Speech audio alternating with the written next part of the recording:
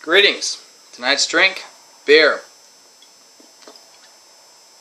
So, tonight we're going to talk about Lazarus Long, or The Life of Lazarus Long, Book 2. Can't remember what it's called. Still can't remember what it's called. I'll get back to it. Anyways, it takes place about 1800 years after the first book, so we completely missed the parts that I thought would be interesting. Anyways, Lazarus is now incredibly old. He's about 2,000 years old in this book, and for some reason he's the last living member of the original expedition. People are still confused as to how he survived this long, everything like that. Anyway, spoilers by the way. The book opens with him. Well, actually the book opens with a historical account by the main scribe or some shit like that. Doesn't really matter. Book opens, he's 2,000 years old, and he wanted to die. And so they found him dying in a flop house, or a flap house. Something like that. Can't remember anymore. And they put him through a regeneration process. The same regeneration process they discovered at the very end of the last book that the humans had that extended the Howard family's lives longer. It's quite impressive. Anyway, so the main person, the head of the family, is now pro tem, because technically Lazarus was supposed to be the head of the families because he's that old, and they attribute age to wisdom.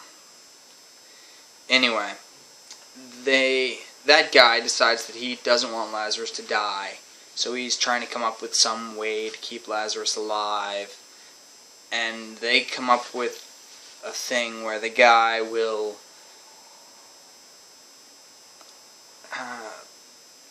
listen to Lazarus' stories every day, if possible.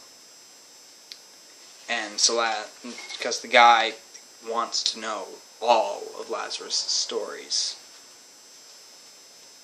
So Lazarus tells him a few stories, and they have the computer looking, because Lazarus is tired of life, for something new to do.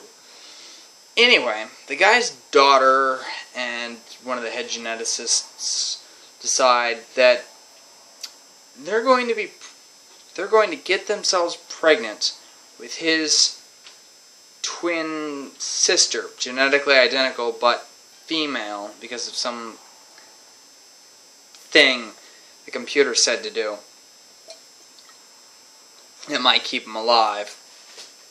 So that's their plan, and eventually time travel. But the main thing the book really talks about is the difference between love and lust, and incest and inbreeding.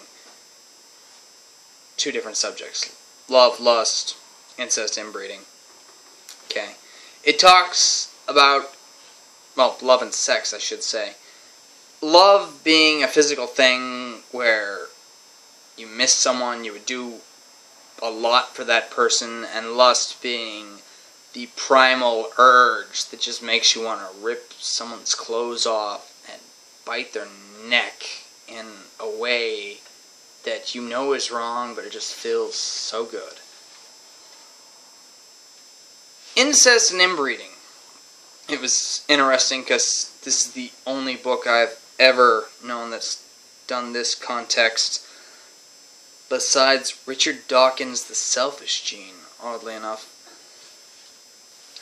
Incest is more of a legal term to prevent inbreeding. Inbreeding is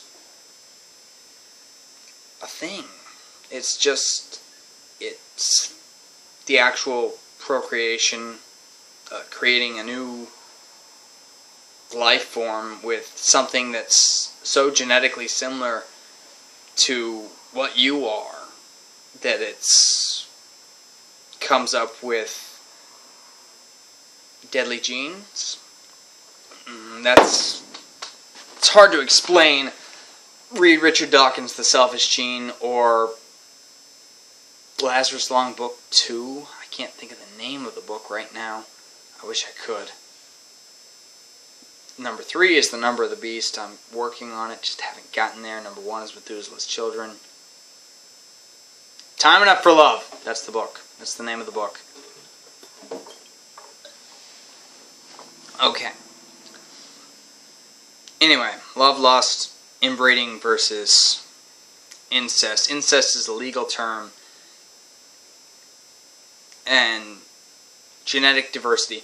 It's said that any human being on the planet, given they would have 2 lethal genes, so basically, as long as you can find another human being that you're procreating with that doesn't have the same lethal genes, you should be able to have healthy offspring, or genes that wouldn't be set off at that rapid fire of a pace, genes that wouldn't kill the kid by age, basically before the age that they could procreate themselves.